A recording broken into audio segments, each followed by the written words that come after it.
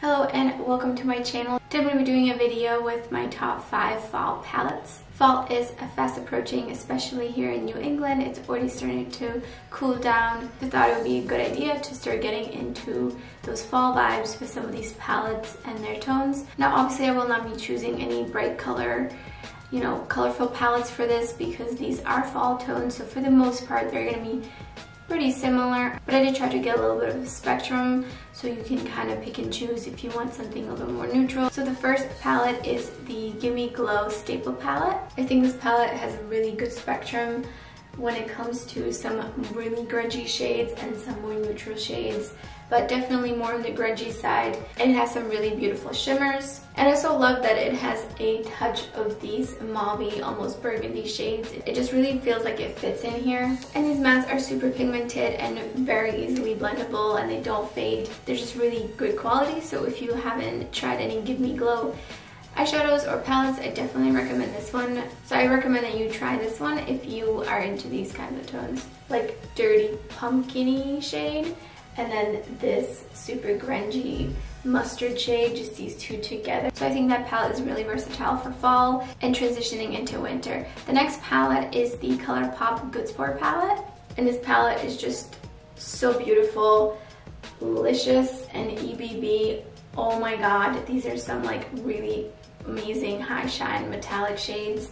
And then of course you got your more grungy trophies and Hooked and Reckless, and then the purples with the yellow and the orange, and Rookie has a slight shift in it, so it's really unique. So again, we got some of these earthy tones. So I think this palette would be also a good option if you don't want really large pans. This is a really cute, small, compact size and very affordable palette. And of course it's the ColourPop formula, so very pigmented, very blendable, no issues whatsoever. Highly recommend this palette. So this next palette doesn't have much of a spectrum, but it does have those kinds of tones within it. They're very much like fall. So this is the Milk Cosmetics Gemini palette, and as you can see, you got kind of like the brown neutrals here and then the greens. So as I said, it's not the most varied palette out of all of these because it is very kind of two-sided, but you can mix these together and create some really beautiful looks for fall. So you have these olive toned greens like Leo, Fire OG,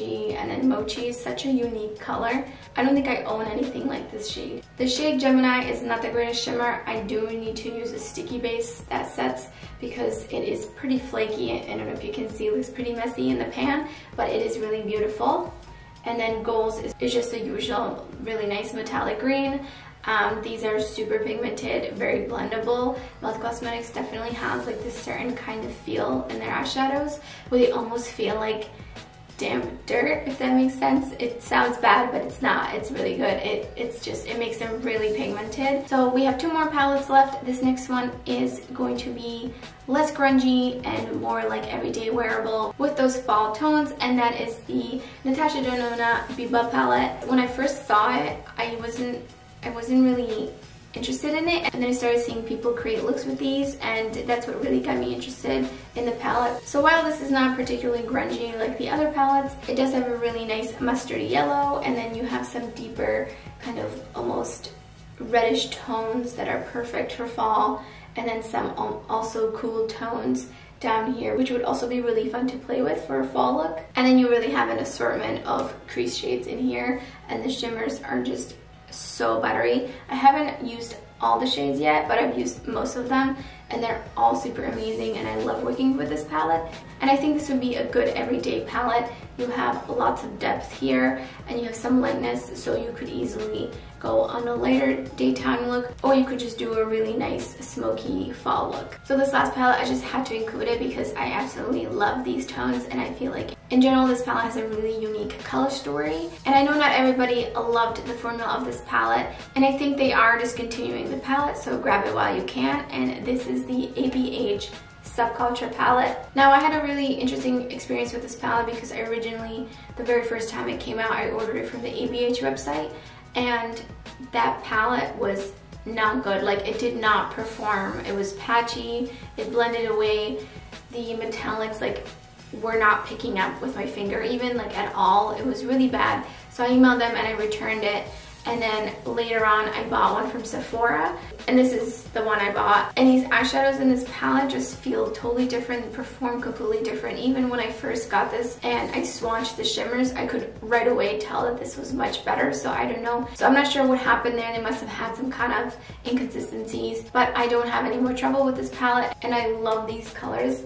I think Rowdy, Axis, Edge, Untamed are so unique. Like, I could just wear Axis and Rowdy like every day. I did put this palette away for the summer, even though you can of course wear. So the mattes in this palette are pretty powdery, and there is quite a bit of kick up and fallout, but I don't personally mind that.